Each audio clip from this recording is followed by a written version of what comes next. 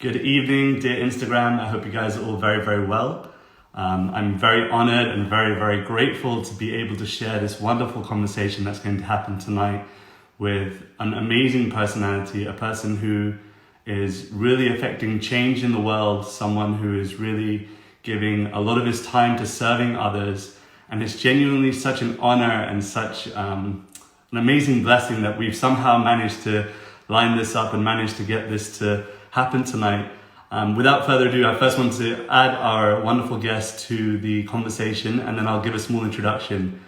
But thank you all so much for tuning in to this conversation. As you're joining, let us know where you're joining from. Hare Krishna. Hare Krishna. I'm just not hearing you so clearly, please. Oh, I see. Does it need to be a little bit louder? If possible, but... Is it much clearer now? Do you hear it? Yes. Fantastic. Yes. Fantastic. Thank you so much. I want to welcome our wonderful guest, His Holiness Sacinandana Swami, to this beautiful conversation. But first of all, let's ask His Holiness how he is. It's only right to be courteous and check, our dear guest is well situated, had a good day perhaps. What have you been up to today, Maharaj? Yes, I had a wonderful walk by the lake. I had a very fulfilling morning time with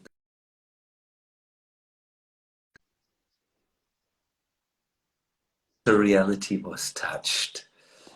That's very important for me to be like a diver. I feel myself to be like a diver, and I need a snorkel which goes up so that I can breathe. So this snorkel, I think, is spiritual practice, and when we can then breathe the air of the spirit, we become alive. And I have also worked on my meditational book.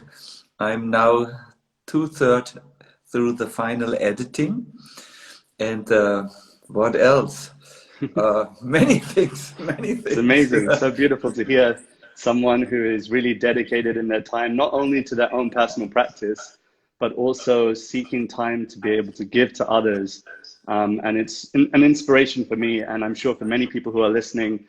As you're tuning in, my dear friends, please kindly suggest where you're from, what you've been doing. Have you been having a spiritual day also? What have you been doing to deeply absorb yourself, to serve others, to share with others? We'd love to hear, and I'd love to give you some shout outs as well. But for those of you who are tuning in who don't know His Holiness Sacinandana Swami, I want to give a brief introduction, which I'm sure won't give it any justice or do him any justice. But it's only right for those of you that don't know him that definitely you should get a nice introduction. And for sure, if you haven't heard of him, you're probably hiding under a rock, because he's a person who is traveling constantly back when the world was as it was, giving, sharing, as an author of many different publications, as a guide, as a guru, as a Swami and teacher, someone who's dedicated 50 years of his life to the practice of Bhakti Yoga, to sharing that with others. And it's really such an honor to have you here, to be sharing with us, to be spending this time with us. It's almost, even though most people have so much time on their hands, for someone who is so engaged and so dedicated to sharing with others, this time is so valuable, because I know you could be doing so many other things. So from our side, thank you so much for taking the time to be with us. I always consider to give back is as important as breathing out. Wow. We breathe in, so in our spiritual life we also take care of our own well-being, but then afterwards we need to contribute. In fact, there are two great needs for someone who's on the spiritual path. The need is to grow. This is the first need. And the second is to contribute, to give back. And once one does, one will feel, wow, I learned to inhale. Wow. No, sorry, I learned to exhale. Up to now, I have only taken. Right. But now, wow, this is a a total new dimension, a total life, the life of also exhaling. So contributing or doing something for others is really, really important. And I consider writing the books and then, making many recordings and so on as a very, very important factor to my own well-being. Also, really. Yeah. To this quote rings true for so many of us that the basic need of every human being is to give love to others and to receive love also. And most of us in the modern age, or this is my observation anyways, it seems that most people are stuck on only wanting to receive love. And the ways in which we give love are only limited to either gift giving or giving in a way where we expect something in return. And so it's so rare to be in conversation or to even meet someone who is dedicating their time in a selfless way. And it is really selfless because it doesn't seem, anyway, from my perspective, that you're expecting anything in return from those which you're sharing with. I don't know, maybe you can correct me otherwise. Yeah, it is. Once you add the what do I get for this, it's no longer love, it's a trade. Consider the essential difference between I like and I love. When I say I like, it's really for my benefit. When I say I love, it's for another's benefit. There was once a guru who wanted to make this very clear to his disciples. And he said, look at this flower.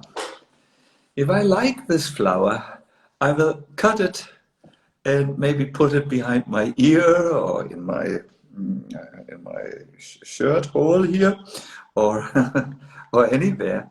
If I love the flower, I will go and give water to it so that it can grow. So like is selfish, love is selfless. And it is so much nicer to see a flower growing, and so much fragrance will come. And you will be able to look at the flower much, much longer than if you only cut it away.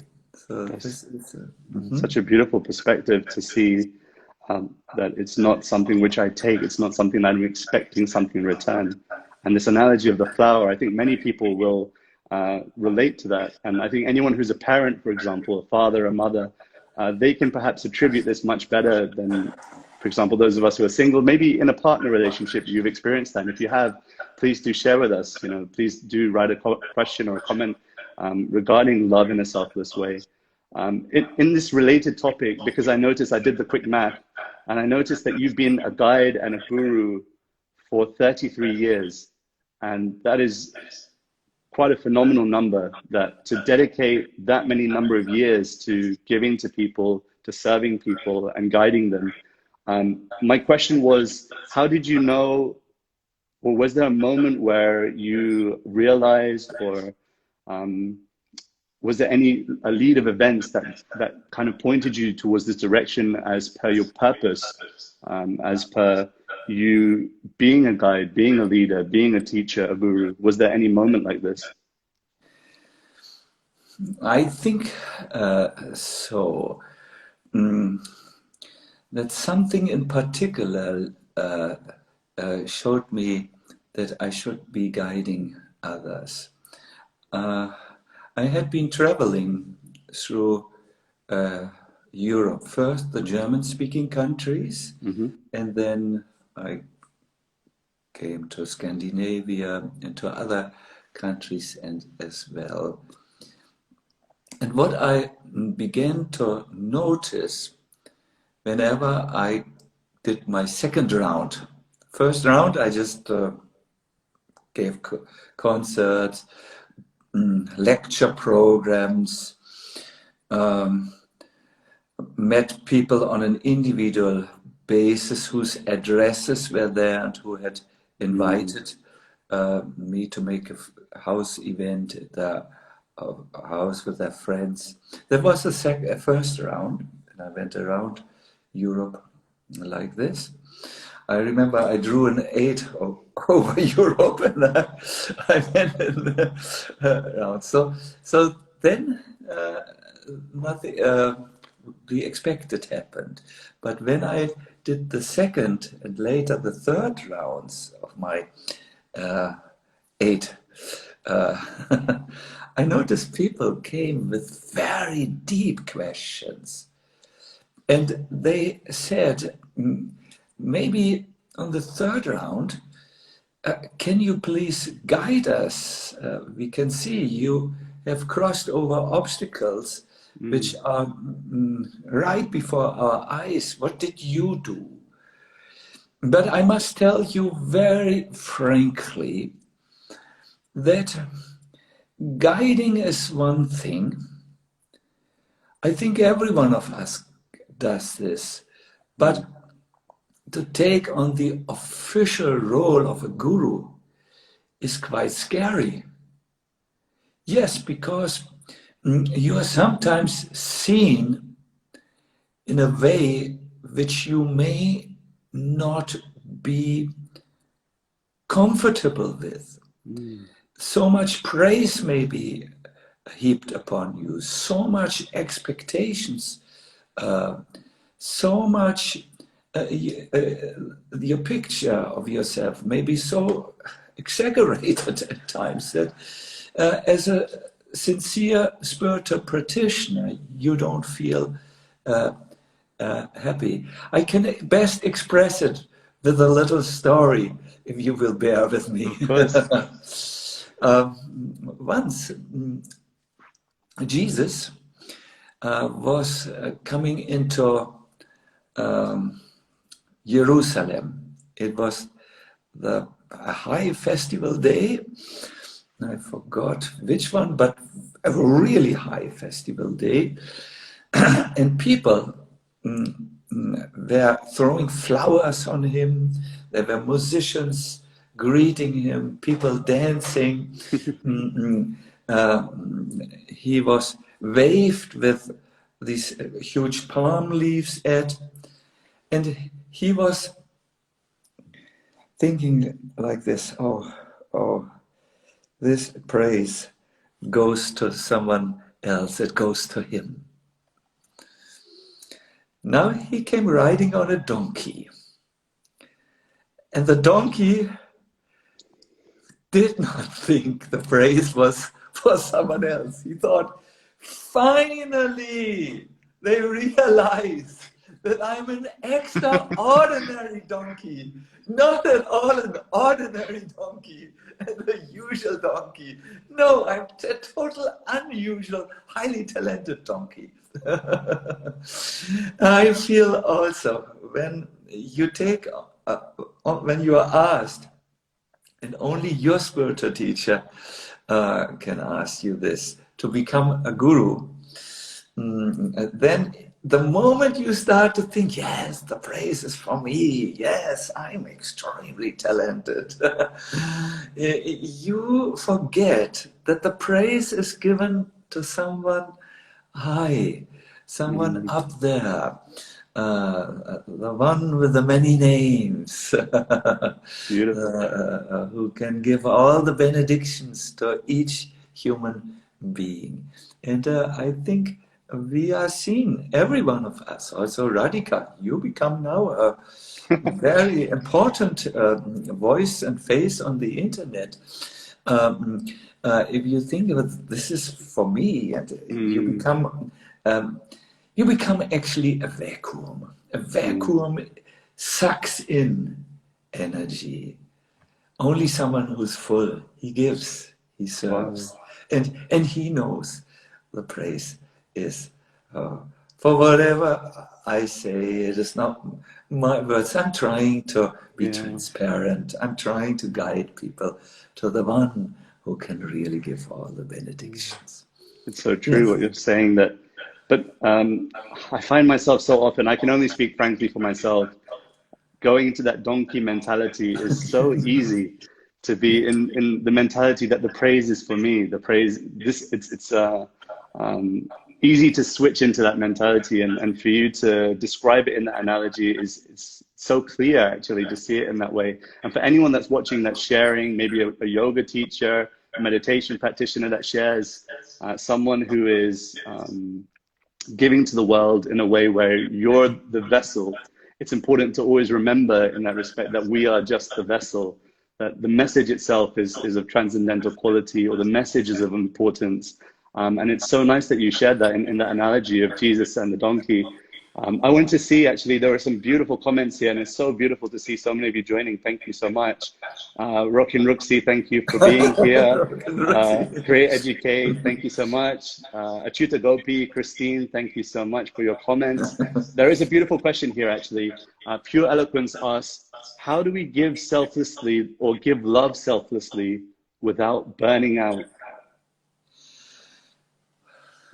You have asked a very good question. I don't know which gesture I should do, this one or this one. No. All of them combined. Yes. For those in the helping profession, also in the serving profession, there is something which is called compassion fatigue. It's something when you give and give and give and give, and after some time you feel, I can't see any people any longer, they get on my nerves. And this is called compassion fatigue. It is a very well-known problem which does come when you have not taken care of your tree of life. Let me be more clear. We as human beings have 3 areas which we need to take care of in order to be strong. There's our roots, our spiritual roots.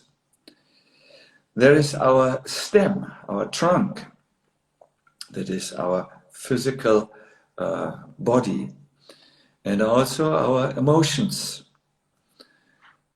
Mind and body are very, very much connected. And then there is our social dimension. We as human beings are 4, really. Spiritual beings, physical beings, emotional beings, and social beings. And we really need to have all the things intact. I know one healer. He was working really in the social dimension. He didn't say no to anyone. One day he came to me totally burnt out. He had a breath which came from the mouth, which really smelled. There was some sickness inside. A healer. He was dejected. He had been misunderstood, and some people had said something really bad about him, who were envious on his success. But he took it so much to heart. Oh, he was destroyed. And he said, Swamiji, can you help me? I said, well, I will try, but please describe your situation first of all. And he then described that, yes, he has been seeing people all day, and in the night he is on the phone, and of those in other time zones, taking care of other time zones. And I said, wow, you are like a tree who has no roots, no trunk, or a little trunk, no bark to protect him. You have only branches, twigs, which go far, far, far out. But the further you want to stretch out in the social level, that means the more you want to give lectures, the more you want to give programs, the more you want to heal others, the more you want to be there for others, the more you must think about your trunk. And your roots, otherwise you fall. So I suggest to you that you put on your social media a little news. It is called Healer, Heal Yourself. And you go now to take care of these dimensions in your life. You may only need 2 weeks, and then you can be back, but with wisdom in your pockets. The wisdom of the tree of life, where you take care of your roots, your trunk, and also your crown. He was very interested in this. I met him on another conference where he was invited and I was also invited. And it seemed to be all right. And we spoke briefly and he said, thank you for your tree. But I do hope really that he will be able to maintain it. That's my constant difficulty, that I know about this. But when I'm traveling, then I cannot say to any appointment, and I cannot say no to any appointment. So therefore, in this limited sense, I appreciate the lockdown. I don't appreciate the situation because so much anxiety is there in people's mind. But personally, for me, this is the tree of life lockdown. Thank you so much for sharing that holistic model. It sounds, in one sense, so rudimentary, but once you put it in the analogy of a tree, it's very easy to identify. In fact, maybe it's not easy to identify so clearly what areas you're lacking in, but then it might be a case that you need to seek guidance on the areas where you feel, just getting another perspective from someone saying, where do you think I need to improve my tree of life? Just like I've had this from yourself. Like a painter steps back, sometimes the perspective can be clearer from somebody else that can tell you this is an area perhaps in your tree of life, be it the spiritual, the physical body, the emotional or the social, the way in which you give back. It's sometimes clearer from a different perspective. But thank you for sharing that model. By the way, guys, if you're not taking notes, then this is valuable information. This is information that will really help you to deepen your spiritual practice, to live in a more fulfilled way. Especially this model of the tree of life is something that I personally practice and try to reflect regularly what areas I need to change. And so I recommend anyone that's listening to please make a note of it and to please take an opportunity to reflect after this session about the areas in which you want to perhaps add or take away or improve or spend more time on, especially in this situation, as Maharaj was very nicely suggesting.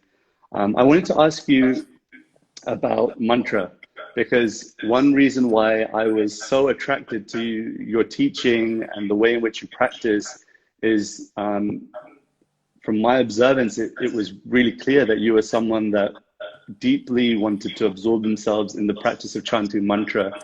And you've written plenty of books, many different publications, and one that I'm sharing on a daily basis with everyone that's joining our daily japa sessions is this wonderful publication, The Living Name, A Guide to Chanting with Absorption. And in this book, there is one quote that just struck me. It pulled at my emotional and also my intellectual strings. It really caught me, and I wanted to read it out, and I wanted to see if you could elaborate perhaps on this. The holy name, the mantra, will reveal itself only when and how they choose to do so. There is no technique or skill we can learn that will make Krishna appear in our hearts. We can do whatever is in our power to push the door open, but it will undoubtedly remain closed until it is opened from inside. It goes on to say in the following paragraphs, Don't be a passionate achiever.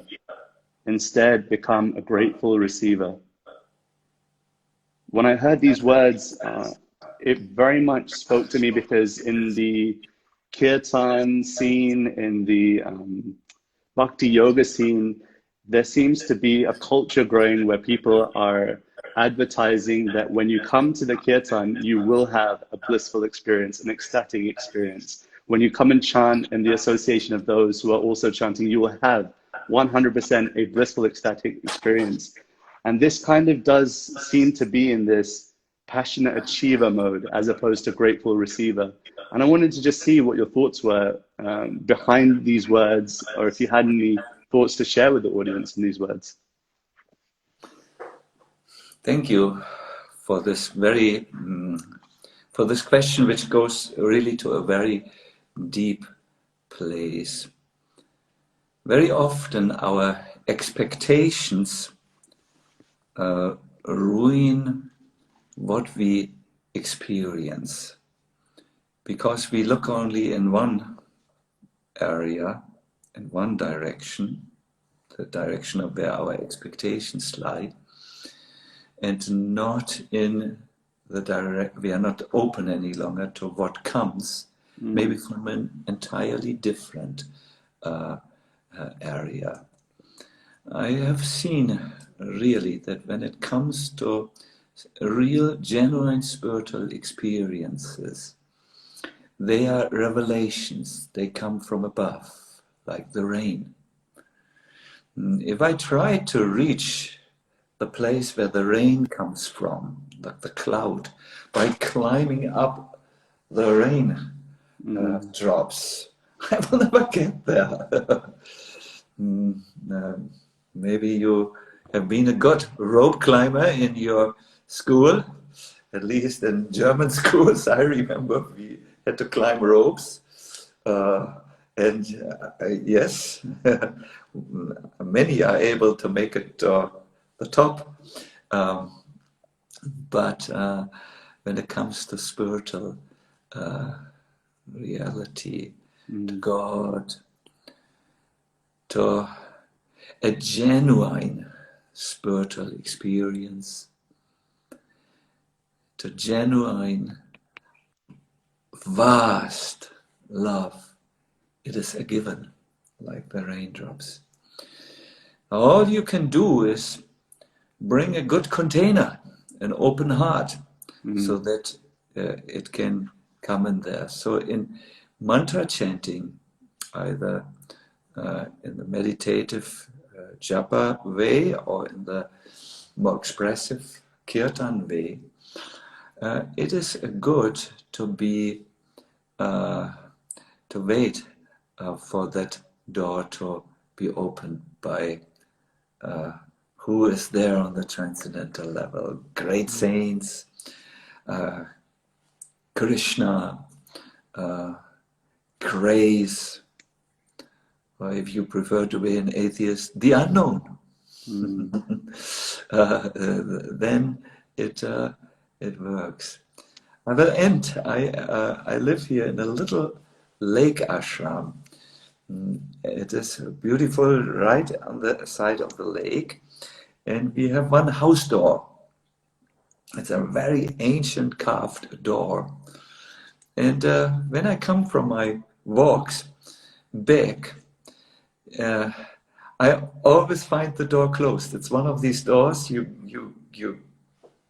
draw them behind you when you go out. Look, and it makes like click, and then it's closed. And there's nothing I can do to push my way into this ashram. I have to ring the bell, I have to make a sound. Sometimes those who are in the ashram are so busy that they don't hear. I have to make several sounds. Sometimes I have to take an acorn, I think it's called, and throw it against the window of Gaur Krishna, my assistant. I have to make a sound, and he has to come and open the door and bring it to the inside. So I think in mantra chanting, we make a sound. Let's make a good sound, a clear sound. let's give our best to be attentive while we make our sound. And then let us joyfully wait or peacefully wait until something comes. And do you know what? Often I have seen the kirtan experience happens when you're almost at your end. Like I remember, I have been often in kirtan events, and I'm not such a good singer as, for instance, Achyuta Gopi is, or Malaharina, or Madhava, or these very accomplished singers. Also Krishna Das has a beautiful deep voice. And all I have is, let us say, that conviction and enthusiasm that kirtan is an absolute amazing spiritual practice, and it can open doors. I mean, or doors are opened by it, which will be closed for me otherwise. So that's all I know. This conviction and enthusiasm, which is with me, which is based on experience. And I do remember, because I don't think myself of a second Pavarotti in Kirtan. I know, for instance, I have been with large assemblies and they all think, ah, that Sacinandana Swami comes, he has written so many books, and when he gets into it, the kirtans start to go really, all strings and chains are broken and everyone dances and so on. Or when he goes the meditative way, etc. There are certain things they tell about me, but I always think, oh, I'm trying my best, but if it is not coming from you, if the rain of mercy does not come down now, this will be dry, extremely dry. So this is all I know about kirtan. And yes, therefore I know very well, be the receiver, bring an open vessel, bring an open heart, heart which is not closed by arrogance. Wow, these insights. I mean, one thing that struck me from what you said, and it actually follows on in the next sentence in this paragraph I was reading, was about never hesitating to go all the way, because the Lord always lies beyond our endeavor. In other words, we have to give our best when it comes to the practice, but letting Krishna, letting God, letting divinity, letting grace do the rest.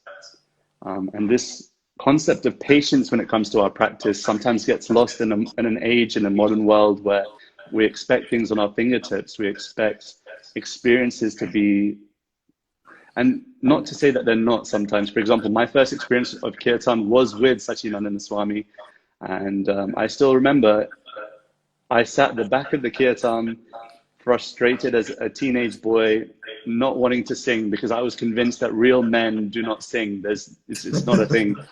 And by the end, I remember jumping and dancing in ecstasy, and I was so enchanted. I needed to find out what happened to me. And now 15 years later, here I am having this conversation with the person that started it all. And it's not to say that every experience was like the first. And I guess it takes a level of maturity and patience to just be able to remain with the process, patiently knocking with every mantra, with every endeavor, trying to be present. Do you also, and this is a question that may be a bit too personal, but you can feel that as you like, do you also have moments in your chanting where you feel frustrated or impatient? And what do you do to, in that moment, bring yourself back to giving your best with the process, I guess? Yes, yes, yes, yes, yes. I know the desert. That's a good way of putting it. Yes. I have a very interesting perspective on this. I think it is already a great achievement when you notice, oh, my mantra chanting is lousy. Oh, I'm distracted. Oh, it's not going well. And oh, I'm so frustrated. Worse than this, much, much worse is that you don't notice, that you're just going along and there is no feeling. There's just let us say, an emotional disconnection and inner dumbness. Dumbness, you will have to help me with the right, numbness. Numbness is the word. Yes, an inner numbness, I wanted to say. And then, but once you notice, for instance, that your mind is distracted, oh, then you can go and get him back. Search for him. Where are you? Oh, there. Good. Later. Now chanting. When you notice, oh, after all these long years, I'm really in an absolute, let us say, dull way. Then you can, okay, what do we do now against it? But the worst is when you lie in a spiritual coma where you don't even see that something is not all right.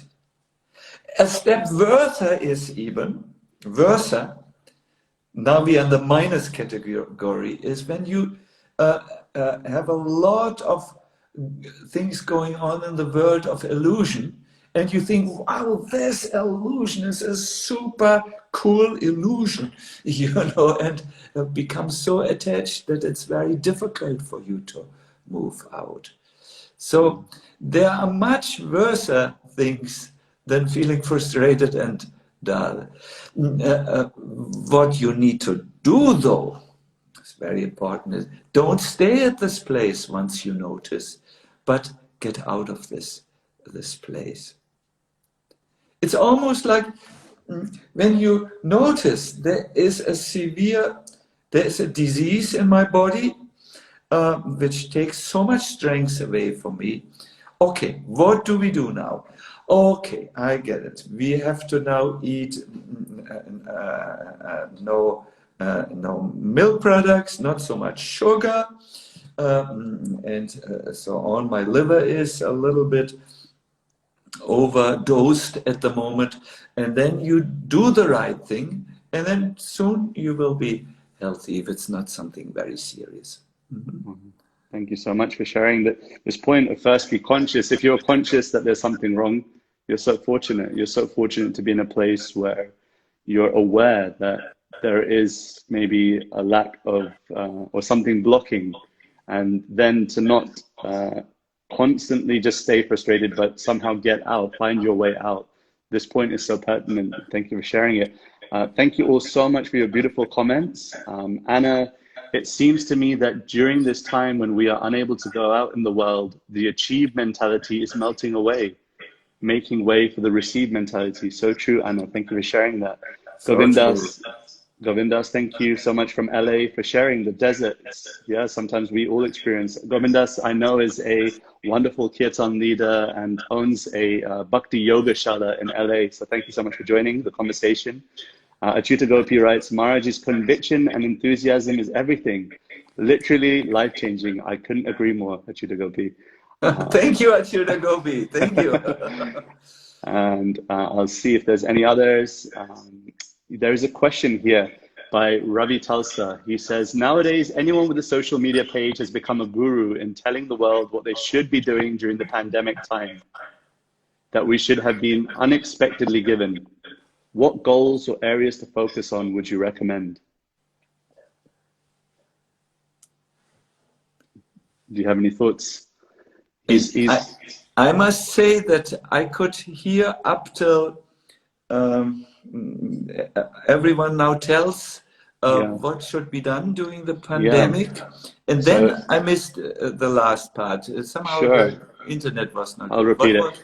That during this time, everyone has become a guru in telling the world what they should be doing during the pandemic time.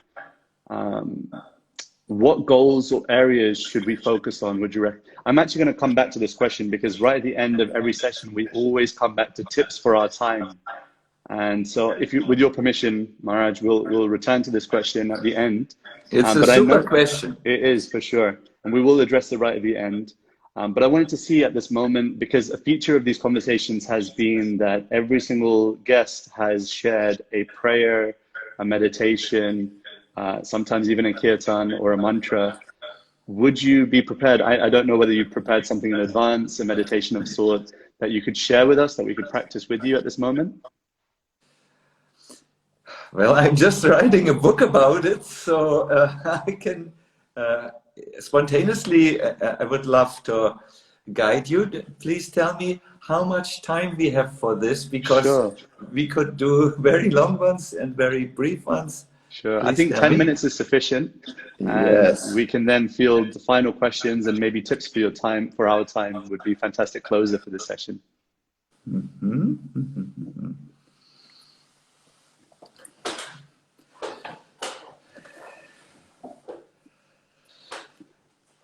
I request all of you to participate in this. It's time now, as I say always when I do this on social media, to put the bags of chips to the side and everything else, because if we create now something in this space, something together, it will be a very good experience for us, the more the better, and it will be a very good experience for the world also. Some good good atmosphere will be created, a healing atmosphere. I would like you all to sit relaxed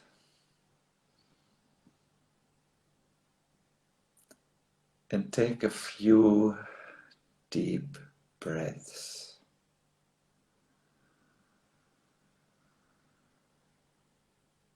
Mindful breaths.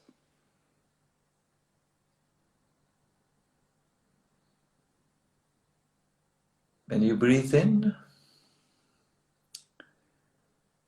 stay with your mind at that inhaling air. You know you're breathing in. When you breathe out, each time stay with your outgoing breath.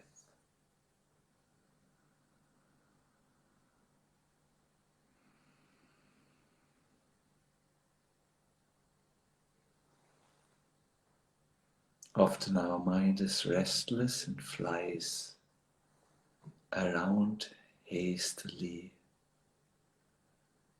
from one thought to the next.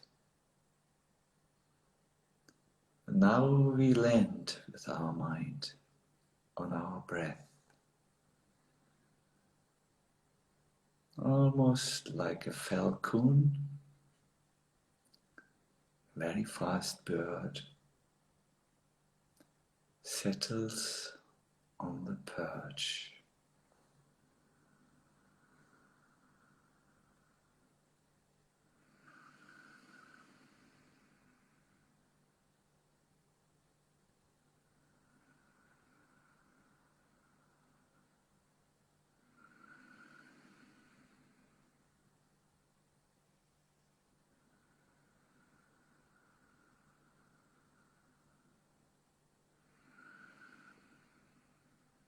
Now, in our mind, we say an amazing mantra. Whenever we breathe out in our mind, we say hum. When we breathe in, we say in our mind, Sa. Let us all take a deep breath now in and out.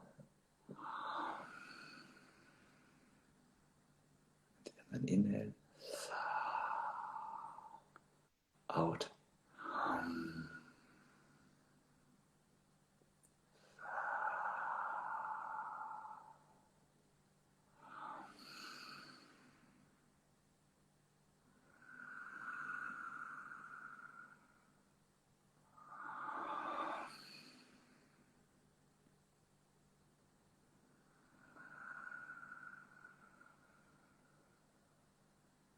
Deep inhales on the syllable Sa, mental syllable Sa. Deep exhales on the mentally pronounced syllable Hum.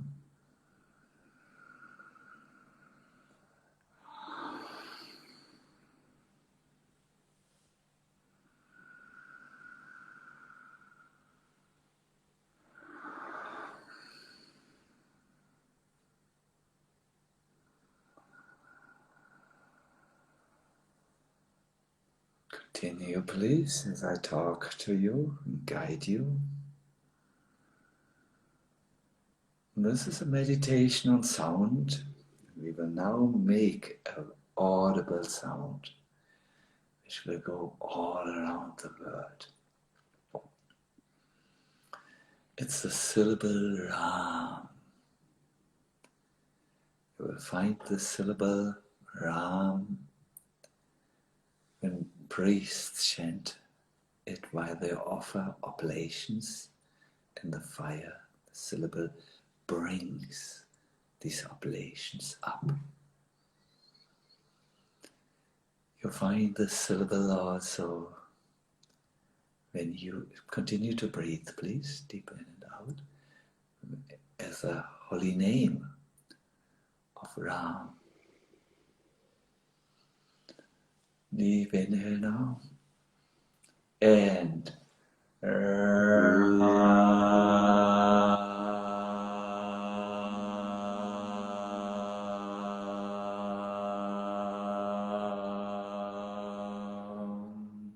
deep inhale.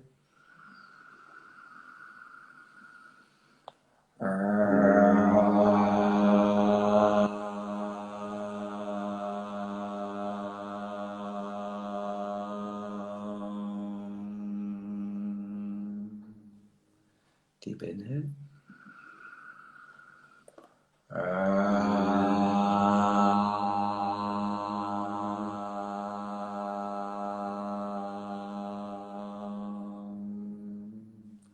Continue to inhale.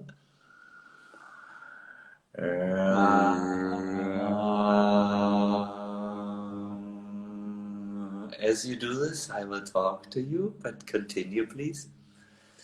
Inhale.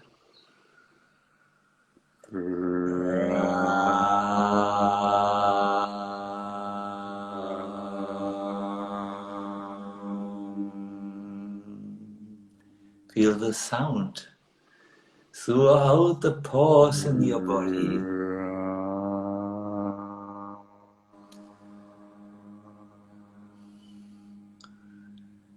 As you continue, let all the pores in your body dance to the vibration. Deep inhale.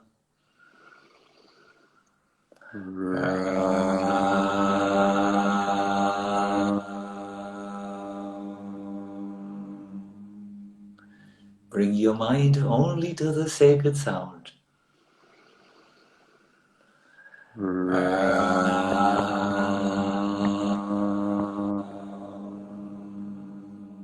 And 3 more rounds with all you got.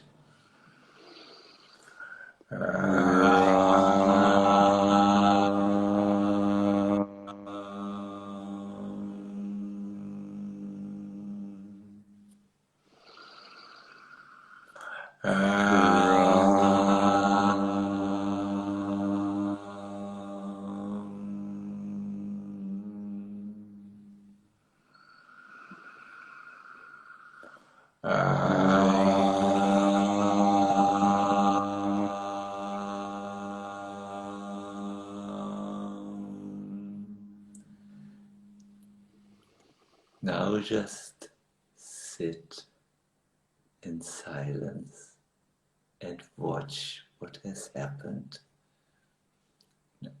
Means notice inside.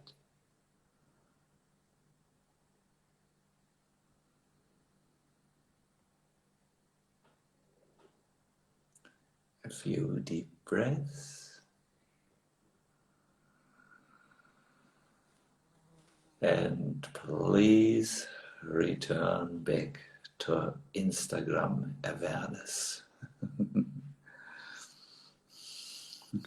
Thank you so much for leading us in that wonderfully peaceful and guided meditation. If you all appreciated that, please do share some appreciation by pressing that love button, of course, and sharing some encouragement in the comment section. If you practice with us, let us know your experience. It would be lovely to hear. We have 10 minutes left of this conversation approximately, and I wanted to end by asking our dear Maharaj whether he had any tips for our time. That question was there at the beginning regarding there's so many gurus out there now, self-professed gurus on Instagram, each giving their own teachings. But what would be your suggested thoughts when it came to tips for our time? What should we be engaging in at this present moment? I didn't want to be impolite, so I looked at the comments there. Wow, so much love streaming through. I really appreciate it. We both are appreciating it. Thank you. In the book, you will find many other meditations, compassion meditations, nature meditations, inner strength meditations, finding your inner voice. Now, so many good ones. Yes. I think there are a lot of very valuable comments on the Instagram, and some are more valuable than the others, like always. I personally would just say that such a situation where we are restricted in some ways, where there is a lockdown, where there is also some anxiety surrounding us, opens a space. And I'm speaking here of a personal space, which everyone has. We all were busy doing things, traveling here and there, meeting friends, going to the working place and back, and all this is now different. There is a space created where there was no space before. Now, spaces or vacuums never stay in this universe. There are no vacuums for long. They pull in energy. And what we have to guard of is that we will not pull in anxiety, dullness, less energy, and so on. But we have to fill this space so that we cannot be affected by those things which are pushed by the very atmosphere in which we live, by the very world in which we live, into our space. We have to learn to discover that, to fill that space which has been created now. And I always have discovered this idea of the tree of life, where you just make, let us say, where you, I don't know now how to best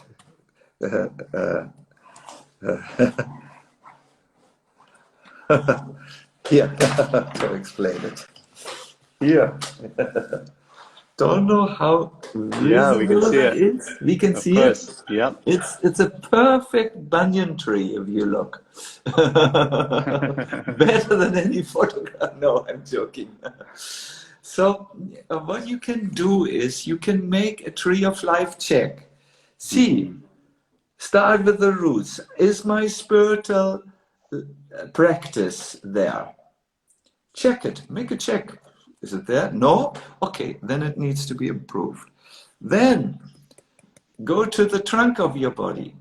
Do I do some exercises? If you can't go out, you can do it like Go Krishna and me. We do the 7-minute challenge, a workout, and I do a lot of yoga also. And pranayam. No? Do something, anything which keeps you working. Also see that your emotions don't get, I call this the bark that protects us of the tree of life, that your emotions don't get the better of you. You know, our mind has the tendency to have this negative talk. Oh, bad. Oh, I can't do this. I can't do this. I can't do this. Think what I can do. No, there's a lot you can do. Oh, more than before. Maybe you want to take on a project that really interests you, something where you feel really fired up, where you really feel my heart is into this. I have 3 such projects at the moment running, then you also need to have contact, you know, phone your friends, try to help them, try to give something good to the people, and really have a checklist. How is my day? Is it today my roots move, or my roots, are they okay? My stem, my trunk, is that okay today? Oh no, I'm fat like an elephant. This is some push-ups are required, you know. Maybe not like an elephant, but and so on. Then, oh, my mind is not in good shape at the moment. My emotions are not so good. Let me talk. Let me confide in someone. Let me like this. Let me do a project I like, something I really appreciate. Let me focus on my real goal in life. No.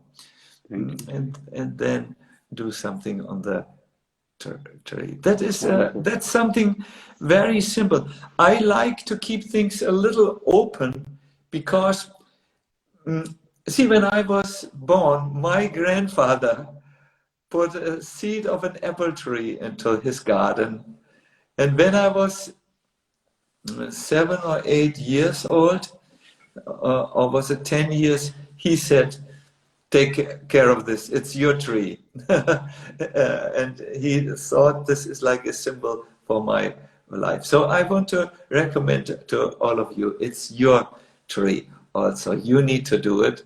But wonderful. This is a general checklist. You can fill it on with you. Thank you. Thank you. Wonderful. Thank you so much. We've got the picture of the tree. Mine isn't nearly as beautiful as Maharaj's, but I hope you also made a picture, made some notes, made some thoughts. Thank you all so much for your wonderful comments. I wish we could go on longer. The timer is counting me down 50 seconds from now. But of course, I want to thank you, Litsa Yoga, Kusumji, Hendrik. Thank you so much for tuning in. Rekaji, Rani, Anna, the list goes on. And we could have done this for another hour, I think, and still had you all tuned in and asking beautiful questions. Please do check out everything that Sacinandana Maharaj is doing via his Instagram channel, Facebook channel. There's so much content there that can keep you engaged and keep your eyes peeled for this beautiful meditation book. There are so many offerings that are coming through that you should really keep in touch. With the 10 seconds remaining, I want to invite you all to please do join us, of course, tomorrow for our daily japa on my channel at 1 p.m. And with 7 seconds remaining, I will thank you gratefully and we will tune out. Thank you so much, Maharaj. Thank you.